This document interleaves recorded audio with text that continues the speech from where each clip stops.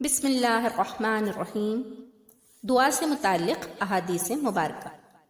قرآن کریم کی آیات کے بعد اب ہم دعا کے موضوع پر احادیث رسول مقبول صلی اللہ علیہ وآلہ وسلم پیش کرتے ہیں۔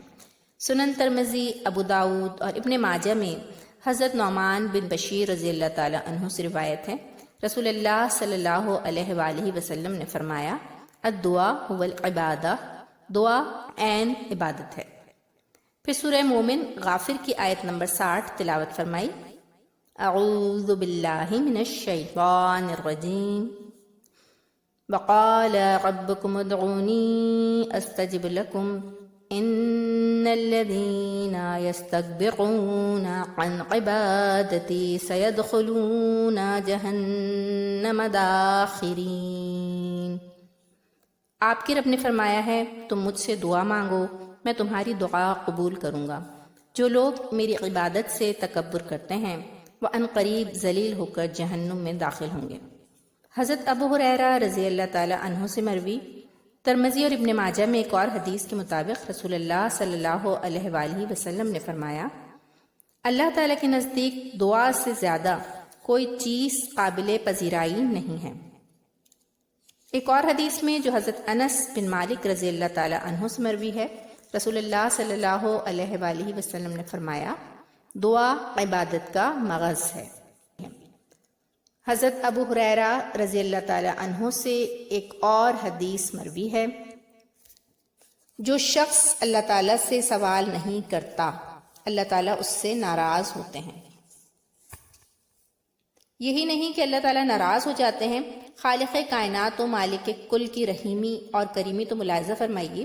حضرت سلمان فارسی رضی اللہ تعالیٰ عنہ فرماتے ہیں کہ رسول مقبول صلی اللہ علیہ وآلہ وسلم کا ارشاد مبارک ہے، اللہ تعالیٰ کامل الحیا اور کریم ہے۔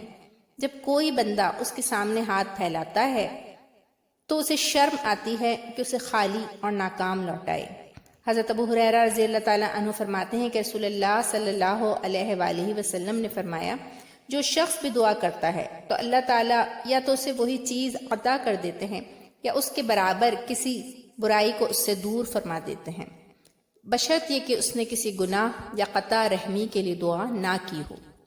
صحیح بخاری اور صحیح مسلم کی متفق علیہ روایت میں حضرت ابو ہریرہ رضی اللہ تعالیٰ عنہ کہتے ہیں، رسول اللہ صلی اللہ علیہ وآلہ وسلم نے فرمایا، تم میں سے ہر شخص کی دعا قبول ہوتی ہے جب تک وہ جلدی نہ کرے، یعنی وہ کہے کہ میں نے بہت دعا کی لیکن میری دعا قبول ہی نہیں ہوتی۔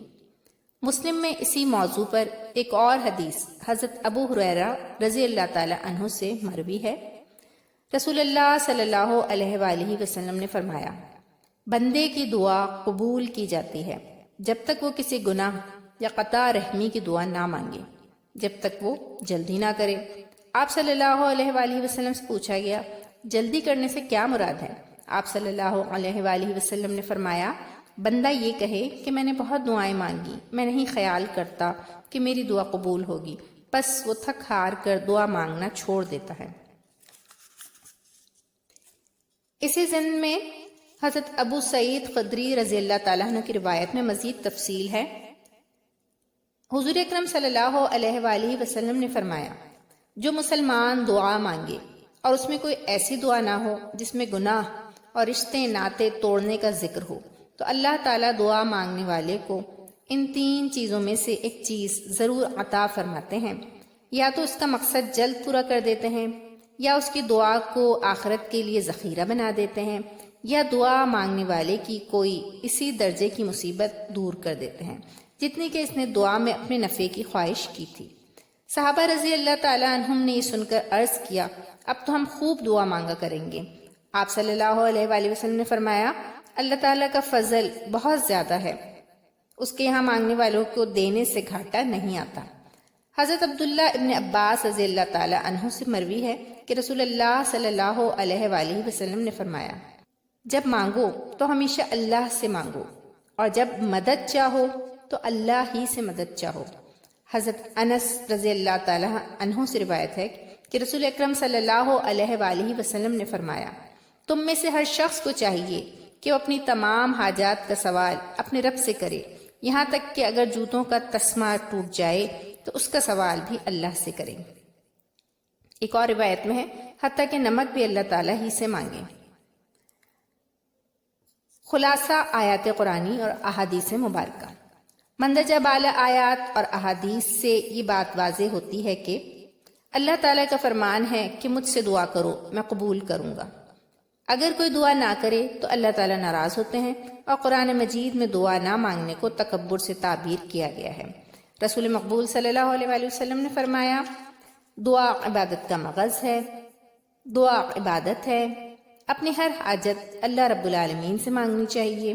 جب کوئی بندہ اللہ تعالیٰ کی بارگاہ میں ہاتھ پھیلاتا ہے تو اسے خالی و ناکام نہیں لوٹایا جاتا۔ ان واضح احکامات کے باوجود عام طور پر ہم اپنی ضروریات کے لیے اپنے مہربان مالک و خالق کے سامنے ہاتھ پھیلانے کی بجائے اپنے جیسے انسانوں ہی کے سامنے ہاتھ پھیلاتے ہیں۔ حالانکہ مشاہدہ بتاتا ہے کہ جب کسی انسان سے کچھ مانگا جائے تو وہ اکثر ناراض ہو جاتا ہے، اور ادھر یہ حال ہے کہ اگر اللہ رب العزت سے نہ مانگا جائے تو وہ ناراض ہو جاتا ہے۔ اس کی وجہ یہ ہے کہ انسان تو خود محتاج ہے کہ وہ اس خالق کائنات سے مانگے، اور اللہ بدیع السماوات والارض تو ہے ہی غنی حمید۔ قرآن کریم میں جہاں دعا مانگنے کے لیے فرمایا گیا ہے وہاں دعاؤں کے الفاظ بھی بتا دیے گئے ہیں۔ ان دعاؤں میں وہ دعائیں بھی شامل ہیں جو اللہ کے نبیوں، پیغمبروں اور نیک بندوں نے اللہ تعالیٰ کے حضور میں مانگی۔ اسی طرح احادیث نبویہ صلی اللہ علیہ وآلہ وسلم میں بھی ہر موقع محل اور ہر ضرورت کے لیے دعاؤں کی تفصیل و تلقین ملتی ہے۔